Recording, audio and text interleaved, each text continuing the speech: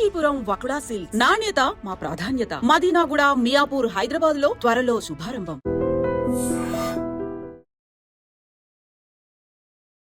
Hi, hello, నమస్తే, welcome back to iter media. ఈరోజు మనతో ఉన్నారు amphi certified mutual fund distributor Srinivas Reddy గారు. సార్తో మాట్లాడదాం. ముఖ్యంగా హెల్త్ ఇన్సూరెన్స్ అనే ఈ ప్రొసీజర్ ఏదైతే ఉందో, ఈ ప్రోడక్ట్లో క్లెయిమ్ గురించి ఎక్కువ మంది డౌట్స్ అడుగుతూ ఉన్నారు. క్లెయిమ్ ఎట్లా చేసుకోవాలి అనేది దానిపై మనం ఒక క్లారిటీ అనేది తీసుకుందాం సార్ మాటల్లో. నమస్కారం సార్. నమస్తే విరాట్ గారు.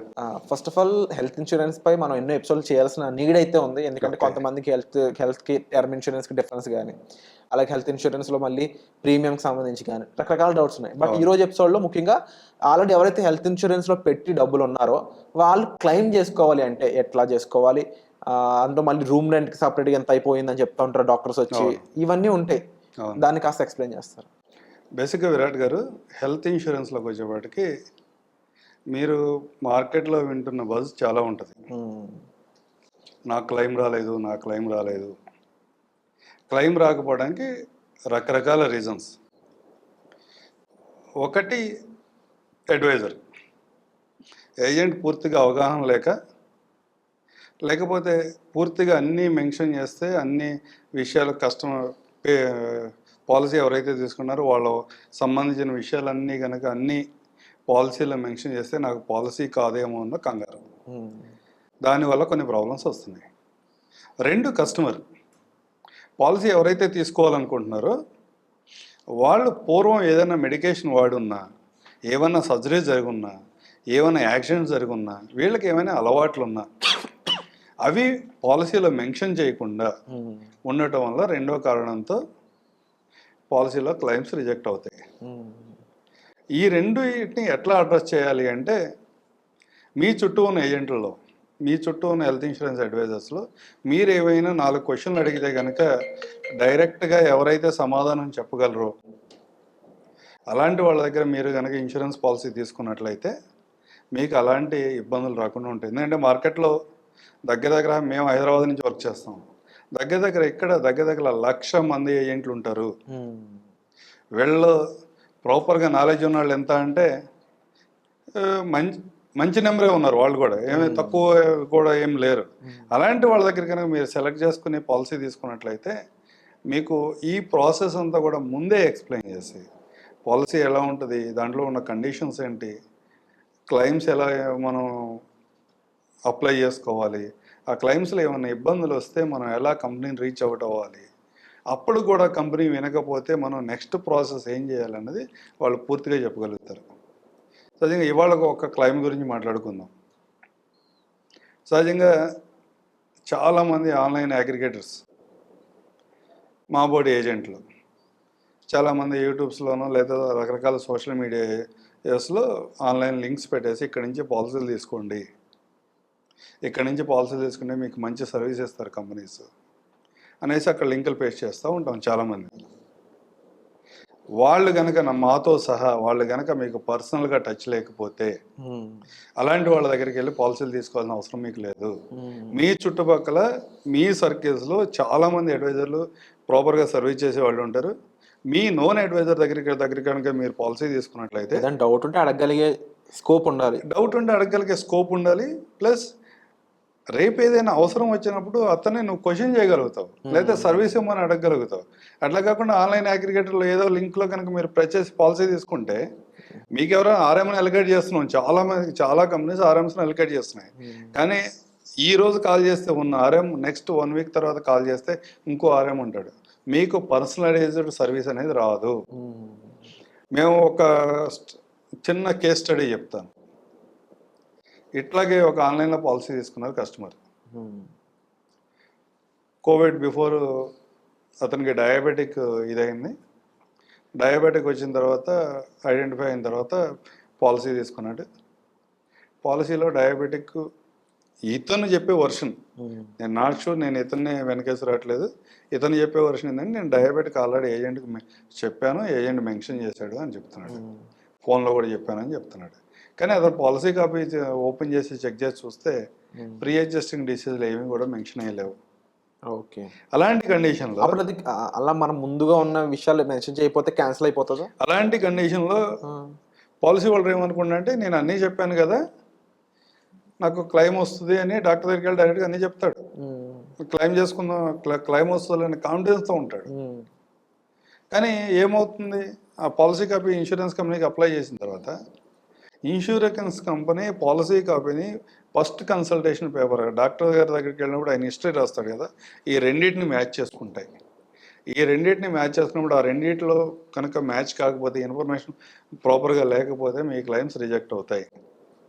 ఎవరైనా పాలసీ తీసుకోబోతున్నా కానీ మీ పాలసీ కాపీలో మీరు ఏవైతే ప్రీ ఎగ్జిస్టింగ్ కండిషన్స్ అని మెన్షన్ చేశారో అవన్నీ మీ పాలసీ కాపీలో మెన్షన్ అయి ఉన్నాయా లేదా చూసుకోండి. ఒకసారి మెన్షన్ కాకపోతే కనుక మళ్ళీ కంపెనీని అప్రోచ్ అయ్యి అవి యాడ్ చేయించుకోండి. అప్పుడు మాత్రమే మీకు క్లెయిమ్స్ రావడానికి ఆస్కారం ఉంటుంది.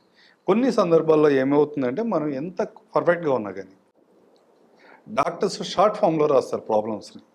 మనం ఏదైతే బీపీ అని చెప్పామో, థైరాయిడ్ అని చెప్పామో, ఇంకో విషయాలు ఏవే చెప్పినా అవన్నీ షార్ట్ ఫామ్లో రాస్తారు. ఇన్సూరెన్స్ కంపెనీ అర్థం చేసుకునే విధానం వేరు ఉంటుంది.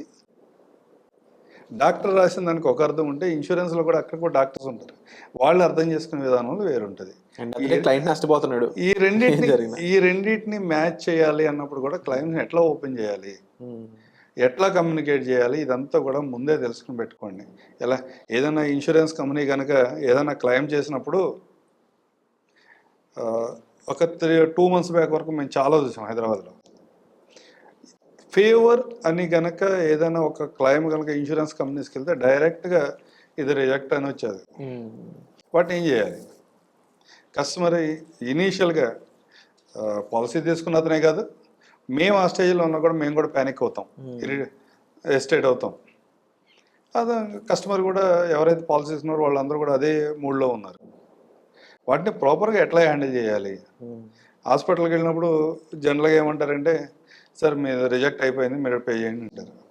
అరే నేను సంవత్సరానికి 30,000 40,000 రూపాయలు ఇన్సూరెన్స్ కోసం ప్రీమియం పే చేస్తున్నా, ఇదేంటి జ్వరం వస్తేనే పిల్లలకి జ్వరం వస్తే నేను ఇంటికాడ పెట్టి కూర్చోవాలా, ఈ మాత్రం చిన్నదానికి ఇవ్వనప్పుడు పెద్ద క్లెయిమ్స్ వస్తే వీళ్ళు ఏమి ఇస్తారని ఫీల్ అయితే డెఫినెట్గా ఆ పాలసీ తీసుకున్న వాళ్ళ దగ్గర ఉంటుంది. వాటిని ఇన్సూరెన్స్ అడ్వైజర్ కరెక్ట్గా అడ్రస్ చేయగలగాలి. చాలా సింపుల్ ప్రాసెస్. అంటే మీరు ఎప్పుడైనా అబ్జర్వ్ చేశారు శ్రీనివాస్ గారు, ముఖ్యంగా చాలా మందికి ఏంటంటే వెళ్ళి అడగడానికి భయపడేది కూడా వాళ్ళ ఏజెంట్ దగ్గర లేకపోవడం, సరిగ్గా ఆన్సర్ ఇవ్వకపోవడం, ఏజెంట్స్ దగ్గర ఎక్కువ వాళ్ళు నలిగిపోతున్నారు క్లెయిమ్స్ అనడంలో మీరేమంటారు? కొన్ని విషయాల్లో నిజమే ఇది. ఎవరైతే అంటే మార్కెట్లో ఉన్న అంటే ఇది ఈ ప్లాట్ఫామ్లో చెప్పొచ్చో లేదో తెలియదు కానీ మార్కెట్లో ఎక్కువ బార్గెనింగ్ చేసి ఎవరు తక్కువ ప్రీమియం ఇస్తే అలాంటి నేను ఆ పాలసీని తీసుకుంటాను, లేకపోతే నాకేదో గిఫ్ట్స్ ఇచ్చే వాళ్ళ దగ్గరే పాలసీ తీసుకుంటాను అంటే ఎలాంటి సిచ్యువేషన్స్ రావచ్చు. ఆ టైంలో ఏజెంట్ కూడా ఎస్కేప్ అవుతున్నాడు. అవును. కానీ మీరు ఏదైతే ప్రాపర్గా బిజినెస్ చేసే వాళ్ళ దగ్గర ఎవరి దగ్గర పాలసీలు తీసుకున్నా కానీ ఏజెంట్ రెస్పాండ్ అవ్వకపోవడం అనేది వాళ్ళ లేదు. అంటే ఇప్పుడు హెల్త్ ఇన్సూరెన్స్ అనే దానికి ఒక పర్పస్ ఉంది. ఆ పర్పస్ ఫుల్ఫిల్ అయ్యే విధంగా సర్వీస్ ఎవరిస్తారో వాళ్ళ దగ్గరికి వెళ్ళడం బెటర్. కానీ తక్కువగా వస్తుందనో, గిఫ్ట్లు వస్తున్నాయనో, లేదంటే ఇంకేదో ప్రీమియంలో ఇంత తగ్గిస్తామనో ఇలాంటి ఆఫర్స్కి లోన్ అవ్వద్దు. ముందు ఎందుకంటే ఫుల్ టైం మీకు సర్వీస్ ఇవ్వడానికి మేము రెడీగా ఉండాలంటే మాకు కూడా ఎక్స్పెన్సివ్ అది. అవును. ఆ ఎక్స్పెన్సెస్ మీ దగ్గర ఏమీ కలెక్ట్ చేయకుండా మీరు ఎప్పుడు కాల్ చేసినా మాట్లాడతారు, వీళ్ళు మాట్లాడతారు స్కామ్ అని చెప్పొచ్చు. అదే అనొచ్చు కూడా.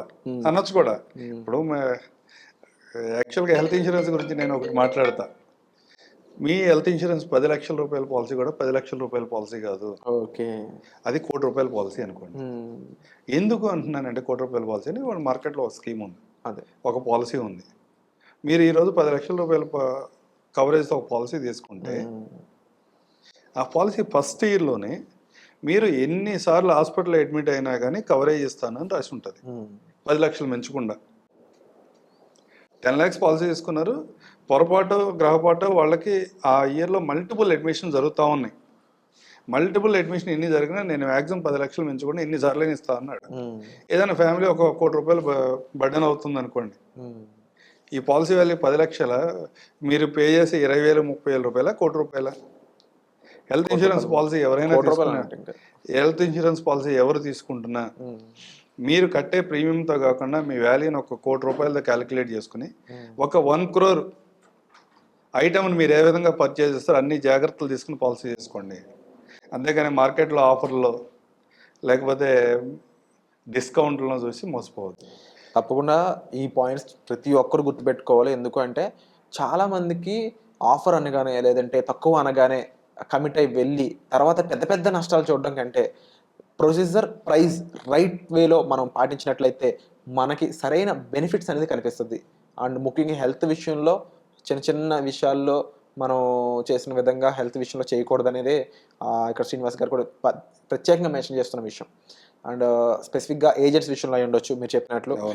మరి ఆ తర్వాత ఇంకా ఆఫర్స్ విషయంలో గిఫ్ట్స్ విషయంలో కాకుండా ప్రొసీజర్ ఏ విధంగా ఉంది, ఎంత ప్రీమియం కడుతున్నాం, మనకి ఎంత వస్తుంది, అది ఎంత నిక్కచ్చుగా ఇస్తున్నారు, ఏజెంట్ అయిన వాళ్ళు మనకి ఎంత ఫ్రెండ్లీగా ఉంటున్నారు, ఎంత దగ్గరలో ఉంటారు, ఈ విషయాలన్నింటినీ కూడా మీరు పరిగణలోకి తీసుకున్నట్లయితే చాలా మంచిది. దీనికి సంబంధించి మీకు ప్రాక్టికల్ ఇన్ఫర్మేషన్ కావాలన్నట్లయితే శ్రీనివాస్ గారిని మీరు అప్రోచ్ అవ్వచ్చు. అలాగే హెల్త్ ఇన్సూరెన్స్ సంబంధించి మీరు ఎలాంటి విషయాలు తెలుసుకోవాలనుకుంటున్నారు కామెంట్ సెక్షన్లో మెన్షన్ చేయండి. తప్పకుండా వాటికి మరిన్ని ఎపిసోడ్స్ మేము మీ ముందుకైతే తీసుకొస్తాం.